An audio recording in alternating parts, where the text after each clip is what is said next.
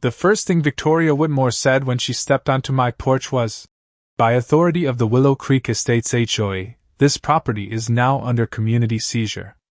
The words hit the cold morning air like a judge's gavel, sharp and clean, but it was the sound behind them that stuck with me, the metallic clink of a locksmith setting down his tool bag, the low diesel rumble of a tow truck idling at the end of my gravel drive, and the wet hiss of rain tapping against my tin roof like fingers drumming on a coffin lid. I stood there barefoot on the old pine floorboards, coffee still warm in my hand, staring through the screen door at the woman who'd spent the last year trying to erase me from this town.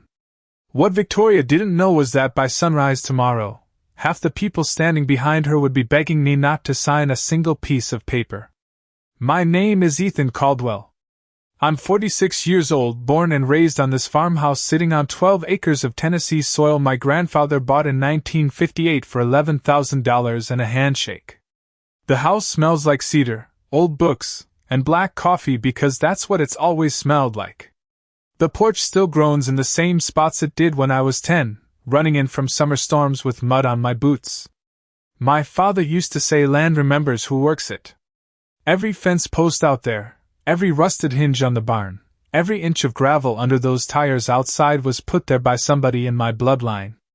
And now, standing in the rain with her leather folder tucked under one arm like she was carrying gospel truth, Victoria Whitmore was telling me it belonged to her HOA. Victoria was the kind of woman who looked expensive even in the rain. White trench coat, blonde hair pinned up tight, heels sinking into wet dirt she clearly hated touching. She was 52, president of Willow Creek Estates, top realtor in the county, and the self-appointed queen of 300 cookie-cutter homes built around what used to be farmland. My farmland. The sharp smell of her perfume cut through the damp morning air like chemicals in fresh paint. Behind her stood two board members holding umbrellas, both pretending they weren't enjoying this. And farther back, neighbors lined the street under covered porches. Watching like this was entertainment. Victoria smiled at me the way people smile before they hand you bad news they've been waiting to deliver. "You ignored 6 notices," she said, tapping her folder. "Unpaid community assessments, code violations, and property neglect. Per HOA bylaws, we are exercising our right to seize the structure." The structure. Not my home. Not my family's home. A structure. I took a sip of coffee and looked past her at the subdivision stretching across the hill behind her. Perfect lawns, matching mailboxes, $1 million mortgages. And I almost laughed. Because standing there in her polished boots and borrowed authority, Victoria Whitmore thought she was taking my house. She had no idea I owned the paper on nearly every house in her neighborhood. And in my world, paper is power. The funny thing about old houses is they tell the truth whether you want them to or not. Every crack in the floorboards, every faded scratch on the kitchen table, every rust stain under the sink carries a memory. And standing there with Victoria Whitmore waving her paperwork in my face, all I could smell was rainwater soaking into the porch wood and coffee cooling in my hand while 40 years of memory sat behind me like witnesses. This farmhouse was never supposed to survive progress. Back in 1994, developers started circling this land like vultures, buying up fields, tearing down barns, carving roads through pasture land. My father held out. Said land was not something you flipped like stock. Said land fed people long before paper ever did.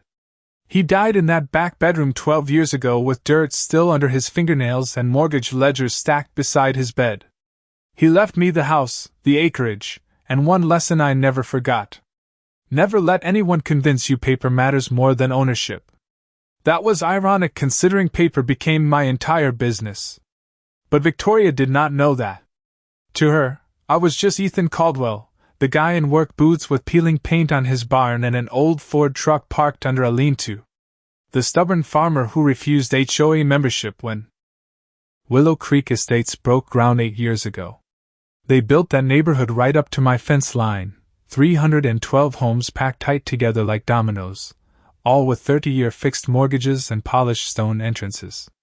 Families moved in thinking they bought peace and quiet. They did not realize they bought into Victoria. She treated that neighborhood like her private kingdom. Measured grass with a ruler. Sent violation letters over trash cans left out too long. Fined a widow $200 for planting the wrong roses.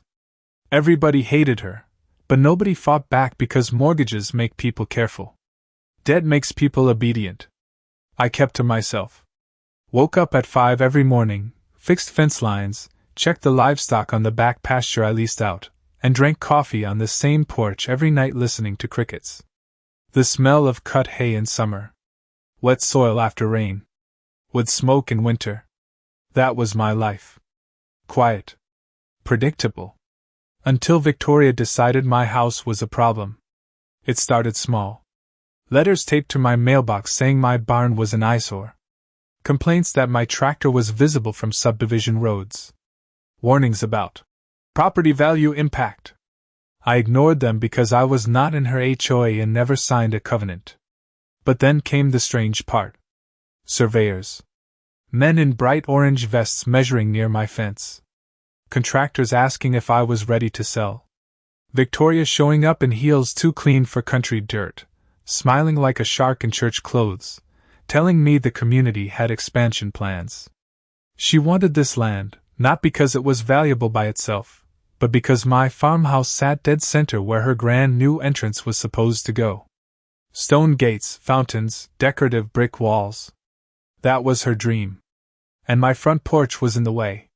So she did what people like Victoria always do when they cannot buy what they want. She started building a paper trail to take it. What she did not understand was that I had spent the last 15 years building one too. And mine was bigger than hers. Victoria Whitmore did not come after my house all at once. People like her never do. They start with paper because paper feels clean, legal, respectable. But paper can rot a man's life just as fast as fire if you stack enough of it. The first letter showed up on a Thursday in April, folded crisp inside my rusted mailbox with the red flag up like it mattered. Community appearance warning. It claimed my barn roof was visible from Willow Creek Boulevard and negatively affecting neighborhood aesthetics. I remember standing there at the mailbox, the smell of fresh-cut grass hanging in the air, reading those words twice just to make sure I was not losing my mind. My barn had been standing there since 1968. That roof had survived hailstorms, tornado warnings, and 3 generations of Caldwells. But suddenly it was a problem because Victoria had built expensive houses next to it. I threw it in the trash. Then came the second letter. Unapproved agricultural equipment visible from public access roads. That meant my tractor. A tractor on a farm. I laughed so hard I nearly spilled my coffee on the kitchen floor. But Victoria was not laughing. Every week, another envelope. Improper fencing alignment. Noise disturbance from machinery. Visual pollution from storage structures. She used words like pollution to describe my family's livelihood. The smell of printer ink became as familiar as morning coffee. I stacked every notice in a drawer beside the stove. Did not answer. Did not call. Did not react. That seemed to make her worse. One morning I woke up to bright orange survey flags stabbed into the dirt near my east pasture. The plastic fluttered in the wind like warning signs. The survey crew said they were marking boundaries for Willow Creek's Phase 2 entrance expansion. I told them they were standing 15 feet inside my property line. They shrugged and kept measuring. By noon, Victoria herself rolled up in her white Range Rover, stepping out like she owned the ground under her heels. I could still smell diesel from the survey truck mixing with her sharp perfume. She held a blueprint tube under her arm and smiled at me like we were discussing the weather. "Ethan, you should really think about selling. This property is isolated now. The community is growing around you." Isolated. That word stuck in my teeth. Like grit. I looked past her at the rows of new houses climbing the hill behind her, roofs shining under the sun like fresh coins. She saw expansion. I saw debt. "Not interested," I told her. Her smile tightened. Not angry. Worse. Calculating. 2 weeks later, a county inspector showed up over a complaint about drainage runoff from my land. A week after that, code enforcement came because somebody reported unsafe structural conditions in my barn. Then animal control because someone claimed livestock odor was creating a public nuisance. I leased cattle, not pigs. There was barely anything there but hay and fence lines. It was harassment, dressed in paperwork. And every complaint led back to one place. Willow Creek Estates HOA. Victoria was not trying to annoy me anymore. She was building a record. Creating the appearance of neglect. Establishing a story where my farmhouse was abandoned, unsafe, and financially non-compliant. A story she could sell to lawyers, judges, and county clerks. What she did not realize was I understood paper better than she ever would. Because while she was creating complaints, I was tracing signatures. And one name kept showing up on every file tied to Willow Creek. Victoria Whitmore. By June, Victoria stopped pretending this was about community standards. The letters got thicker. Certified mail, legal language, bold print across the top like warnings from a government office. I could smell the fresh toner before I even opened them, that sharp chemical scent mixing with the dust inside my kitchen like a bad omen. The newest one claimed I owed $12,400 in shared infrastructure impact assessments. That phrase made me stop chewing my breakfast. Shared infrastructure. Roads I never used. Streetlights on land I did not own. Landscaping for entrances built 200 yards off my property line. They were billing me for a neighborhood I never joined. I sat at the old oak table my father built by hand, running my thumb over the grooves his hammer left in the wood 30 years ago, and read every page twice. Victoria was not just creating complaints anymore. She was manufacturing debt. And debt was dangerous because debt gave paper teeth. I drove into town that afternoon, gravel popping under my truck tires, dust trailing behind me all the way to the county records office.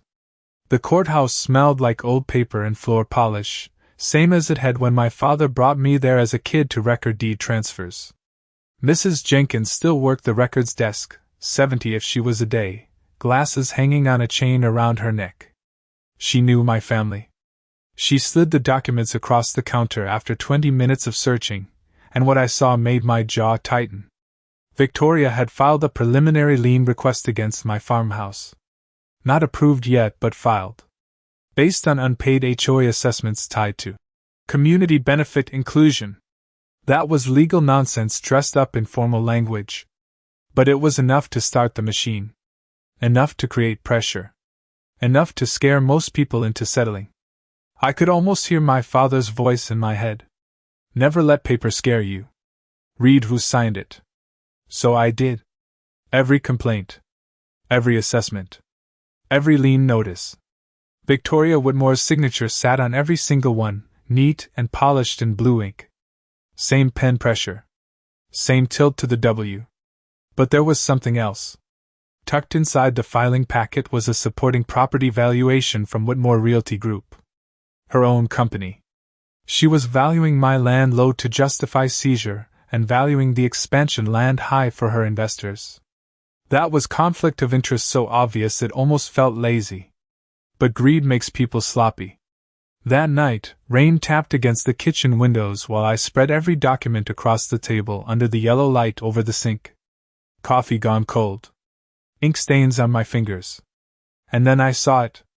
Loan reference numbers. Tiny, almost hidden in the financial disclosure pages. Mortgage account numbers tied to Willow Creek Phase 2 funding. I knew those numbers. I had seen that numbering structure before. Caldwell Community Mortgage. My bank. My stomach tightened, not from fear, but realization. Victoria was not just trying to take my house. She was financing her expansion through the institution I owned. The same institution her neighborhood depended on. The same institution holding mortgages on her board members, her investors, even her own home. I leaned back in my chair and listened to the rain rolling over the tin roof, steady and patient. Victoria thought she was building a trap around me. But she had just walked straight into my ledger. And unlike HOA paperwork, bank records do not lie. Most people think power looks loud. Big offices. Expensive suits. Security at the door. That is the lie people like Victoria Whitmore build their lives on. Real power is quiet. It sits in filing cabinets, in loan agreements, in signatures buried on page 14 where nobody bothers to look. I learned that 15 years ago when my father got sick and I had to make a choice. Sell the farm to developers or find another way to keep it alive. I chose paper. While everybody thought I stayed here fixing fences and patching roofs, I spent 10 years buying into Caldwell Community Mortgage, the little local bank my grandfather helped start back in 1972. Started with one branch and a handful of farm loans. By the time the old board retired, I owned 51%. Quietly. Legally. Nobody in town cared because banks are boring until they own your house. I kept my name off the sign, kept management in place, and let people think Ethan Caldwell was just the stubborn farm guy at the edge of town. That illusion had value. And now Victoria had handed me a reason to use it. The next morning I drove to the bank before sunrise, tires humming over wet pavement, fog hanging low over Main Street like smoke. Caldwell Community Mortgage sat at the corner of Maple and 3rd, red brick, modest building, same brass handle my grandfather installed 50 years ago. Inside, it smelled like polished wood, fresh coffee, and paper. Lots of paper. Linda Parker, my compliance director, looked up when I walked in. She had been with the bank 22 years and knew better than to ask casual questions when I showed up unannounced. I dropped Victoria's lien packet on her desk. "Run an audit on every Willow Creek Estates board member," I said. Her eyebrows lifted. "Personal or commercial?" "Both." She looked at the paperwork, adjusted her glasses, and started flipping pages. The room went quiet except for the low hum of the printer and the clicking of her keyboard. 20 minutes later she looked up at me, and the expression on her face told me everything before she spoke. "Ethan, this is messy." Messy meant useful. Victoria's mortgage was tied to a variable-rate commercial bridge loan she refinanced through the bank 18 months earlier. Her husband had co-signed against future real estate commissions. 2 board members had overdue escrow shortages. The HOA treasurer had a debt-to-income ratio that should never have passed underwriting. But it had. Because Whitmore Realty Group pushed inflated property values through internal appraisals. Same signatures. Same pattern. Same game. They had been pumping values to secure better financing while using those inflated numbers to pressure homeowners into compliance. Not illegal by itself. But if the appraisals were manipulated, that was different. Linda slid a file across the desk, and there it was. The same gold ink signature pen Victoria used on my lien filings appeared on 3 separate mortgage amendments. That gold pen. I remembered it from the HOA meeting 6 months ago, when she called me a broke farmer in front of half the neighborhood and clicked that pen against her teeth like she owned the room. Funny how small details circle back around. Linda lowered her voice. "Do you want legal involved?" I stared at the rain running down the bank window and thought about Victoria standing on my porch acting like she held authority over my home. "Not yet," I said. "Let them keep digging." Because the deeper people like Victoria dig, the harder they fall into their own paperwork. And for the first time since this started, I could smell it. Not fear. Leverage. The trick to beating people like Victoria Whitmore is patience. Not anger. Not noise. Patience. Because impatient people make mistakes, and Victoria was the kind of person who believed pressure solved everything. 3 days after I visited the bank, she turned the heat up. It started at sunrise with the sound of engines outside my fence line. Deep diesel rumbling through the morning fog, tires crunching over gravel that was not theirs to touch. I stepped out onto the porch with my coffee and saw 2 landscaping trucks parked along the edge of my east field. Men unloading stone markers, measuring tape stretched across my grass like they were already building something. The smell of wet dirt and gasoline mixed in the cold air. Victoria stood near the trucks in dark sunglasses, heels sinking into the mud she pretended not to notice, pointing at blueprints. Like my land was already hers. "Morning, Ethan," she called out, cheerful as church bells. "We are preparing for the new entrance landscaping. Better to get ahead of the transition." Transition. That word sat wrong in my chest. like she had already written the ending. I walked down the porch steps slow, boots pressing into the soaked ground, coffee warming my hands against the chill. "Funny," I said. "County records show you do not own an inch of this." Her smile never moved. "Not yet." That was Victoria's game. Create inevitability. Make people feel like resistance was pointless. She handed me another envelope, thick and official. Final demand for payment. $15,800 now, with added penalties. 7 days before lien enforcement. The paper was still warm from the printer. I could smell the ink. Fresh lies. I folded it and slipped it into my jacket without opening it. That bothered her more than if I had argued. People like Victoria feed on reaction. Silence starves them. By noon, neighbors started showing up at my fence line. Quiet conversations. Nervous glances. One older man named Greg Harper leaned against the fence and lowered his voice. "Victoria says you are getting pushed out. Says the entrance expansion is approved." Greg lived 3 houses up the hill. Nice guy. Retired electrician. Mortgage through my bank, though he did not know I owned it. I looked past him at the neighborhood. Fresh paint. Trimmed hedges. Debt wrapped in vinyl siding. "Did she tell you how she is paying for it?" I asked. Greg shook his head. That was the thing. Nobody ever asked where the money came from. They just signed and smiled. That afternoon Linda called from the bank. Her voice was calm, but I could hear the tension under it. "Ethan, the audit is worse than we thought."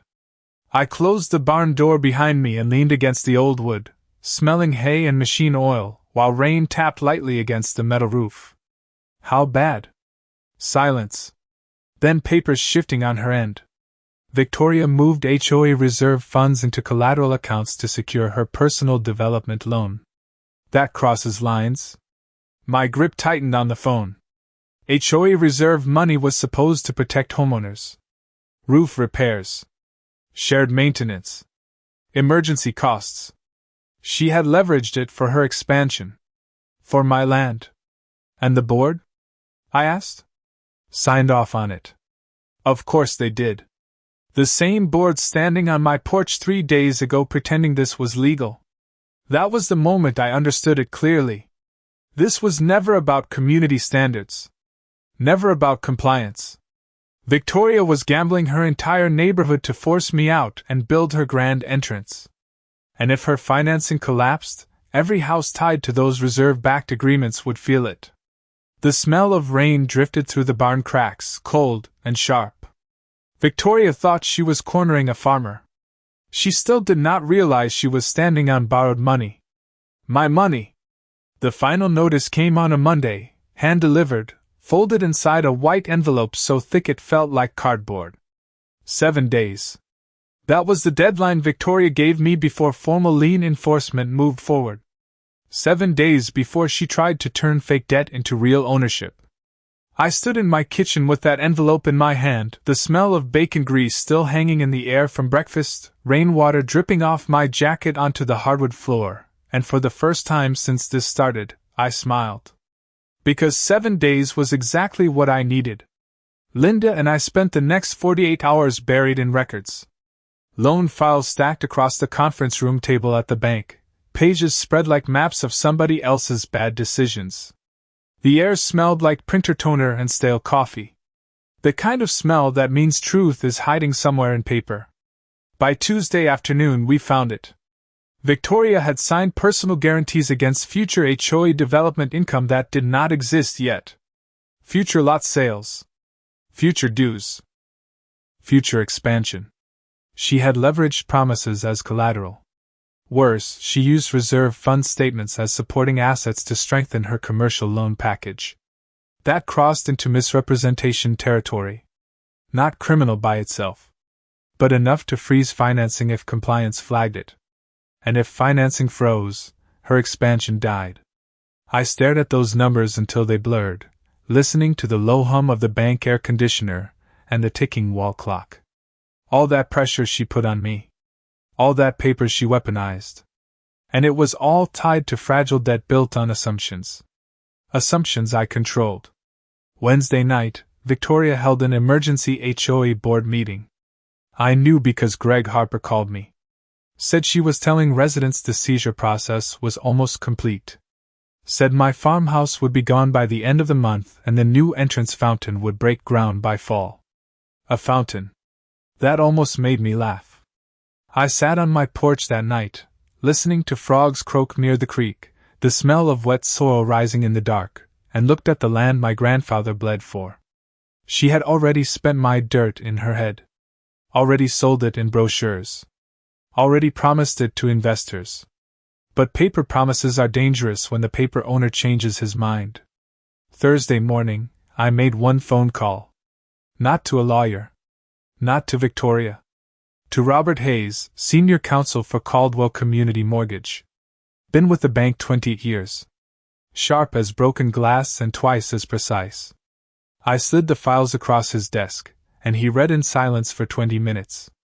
No wasted words. Just pages turning and the sound of his pen tapping against legal pads. Finally, he looked up. She filed a lien against the majority owner of her financing institution. I nodded.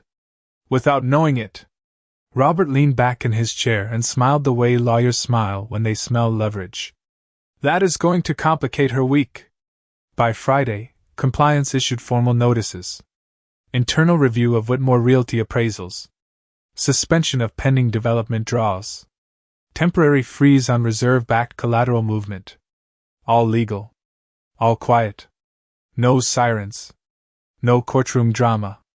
Just signatures.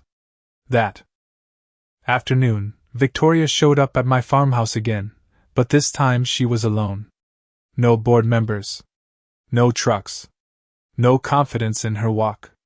She held her gold pen in one hand and her phone in the other, jaw tight, eyes sharp. The smell of expensive perfume mixed with the dry summer heat. "What did you do?" she asked. I looked at her pen first. Same pen. Same one on the mortgage amendments. Same one on the lien filing. Funny how objects carry stories. I took a slow sip of coffee and set the cup down on the porch rail. "Nothing," I said. "I just started reading the paper." And for the first time since this started, Victoria Whitmore looked like she understood exactly whose paper it was. Saturday night smelled like rain and cut grass, the kind of heavy summer air that sticks to your skin and makes the whole world feel like it is waiting for something. By 8 o'clock, the Willow Creek clubhouse was glowing at the top of the hill, every window lit, every parking spot full. Victoria had called what she labeled the final property enforcement vote. That was her stage. Her courtroom. Her little kingdom where people nodded when she spoke and signed where she pointed. Greg Harper texted me 20 minutes before it started. Said the room was packed. Said Victoria told everyone tonight would settle the farmhouse issue for good. Funny thing about confidence. It sounds a lot like certainty until paperwork hits the table. I drove up there in my old Ford, gravel popping under the tires, engine humming steady. Same truck Victoria once called an eyesore in her violation letters. The parking lot was lined with polished SUVs and luxury sedans, all bought with mortgages my bank held. The smell of hot asphalt and gasoline sat thick in the summer heat. I killed the engine and sat there for a second, folder on the passenger seat beside me. Black leather. Heavy. Not because of the weight of paper, but because of what paper meant. Inside were the audit findings, the reserve fund transfers, the appraisal discrepancies, the lien invalidation documents, and one very important letter from Caldwell Community Mortgage Legal Counsel. Quiet power. Signed power. When I walked into that clubhouse, the room went silent for half a breath. Long enough for people to recognize me, not as the stubborn farm guy, but as the man Victoria said was about to lose his home. Folding chairs lined the room. Cheap coffee in paper cups. The smell of carpet cleaner and stress. Victoria stood at the front beside a projector screen showing design renderings for her grand entrance expansion. Stone pillars. Decorative fountain. Brick walls. My farmhouse gone. Just erased. She smiled when she saw me, but it was tighter now. Controlled. Like somebody holding a cracked glass together with their hands. "Ethan," she said, tapping that same gold pen against her clipboard. "You came to watch the process?" I looked at the rendering behind her. My land replaced by landscaping. "No," I said. "I came to correct the paperwork." A few people shifted in their seats. Greg looked down at his coffee. Victoria straightened her shoulders and started her speech anyway. Claimed I had defaulted on obligations. Claimed the lien process was valid. Claimed the board had legal authority to move forward. Every word sounded polished. Rehearsed. But there was something under it now. Panic. I could hear it in the way her voice caught on certain words. Then Robert Hayes walked in. Gray suit. Briefcase. County clerk behind him carrying certified filings. The room changed immediately. You could feel it. Like air pressure dropping before a storm. Robert did not waste time. He set the documents on the table one by one. The sound of paper hitting wood echoed louder than it should have. Audit findings. Compliance freeze. Formal notice of collateral review. Legal challenge to the lien. Reserve misuse disclosure. Every single board member went pale as Robert explained what reserve-backed financing meant if it had been misrepresented. Then came the part Victoria never saw coming. Robert slid the ownership statement across the table. Majority shareholder. Caldwell Community Mortgage Holdings. Owner, Ethan Caldwell. The room went dead silent. No whispers. No coughs. Nothing. Victoria stared at the page like it was written in another language. Her gold pen slipped from her fingers and rolled across the table, spinning. In a slow circle before falling onto the floor. Same pen. Same signature. Same mistake. And for the first time since she stepped on my porch, Victoria Whitmore understood that the paper she used against me had always belonged to me. The silence in that clubhouse lasted longer than any argument ever could. You could hear the hum of the ceiling vents, the soft buzz of fluorescent lights, the distant chirp of crickets outside through the open side window. Victoria Whitmore just stood there staring at the ownership statement like the ink might rearrange itself if she looked hard enough. Her face had gone pale, and for the first time since she started this whole thing, she looked small. Not powerless. Just exposed. Robert Hayes cleared his throat and laid out the rest of it in plain English. The lien against my farmhouse was invalid because I was never under Willow Creek HOA jurisdiction. Every assessment Victoria filed against me was unenforceable. The reserve funds she leveraged for her expansion were now under formal compliance review, which meant every planned draw on her development loan was frozen effective immediately. No fountain. No stone entrance. No expansion. The projector screen behind her still glowed with that polished rendering of my land turned into her dream, but now it looked like what it really was. Fantasy built on borrowed money.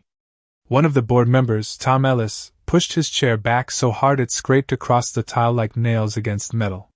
His face was red, voice shaking. He asked Victoria if she used HOA reserve funds as collateral without disclosing the risk. Victoria tried to answer, but her words came out thin and scattered. For once, she did not have control of the room. The smell of burnt coffee and stale carpet cleaner filled the silence while homeowners started connecting the dots. Greg Harper stood up first. Then another. Questions started coming fast. About dues. About reserves. About appraisals. About why their community money had been tied to a personal expansion deal. The same neighbors who sat quietly under her rule were suddenly finding their voices. Funny how courage shows up when the paperwork changes sides. By Monday morning, Victoria resigned as HOA president. Officially for personal reasons. Unofficially because her own board voted no confidence before sunrise. The county clerk voided the lien filing. Whitmore Realty Group was placed under review for valuation discrepancies tied to multiple Willow Creek mortgage packages. Nothing dramatic. No shouting. No handcuffs. Just investigations, audits, and signatures. Quiet consequences. The kind that last longer. 2 weeks later, I was back on my porch at sunrise with a fresh coat of red paint on the barn doors. The smell of paint and morning dew mixed in the cool Tennessee air while the first light rolled over the pasture. Same porch. Same creaking boards. Same coffee in my hand. Across the hill, I could see a for sale sign planted in front of Victoria's house. White post. Red letters. Her Range Rover gone. House empty.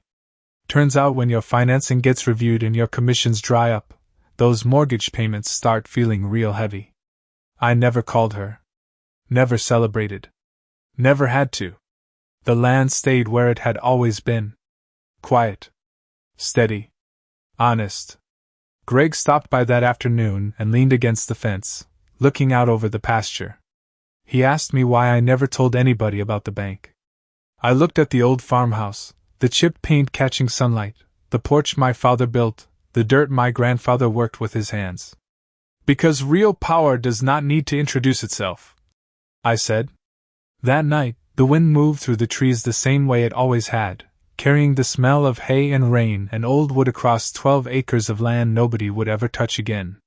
My father used to say land remembers who protects it. He was right. And sometimes justice is not loud. Sometimes it sounds like paper sliding across a table and a pen hitting the floor.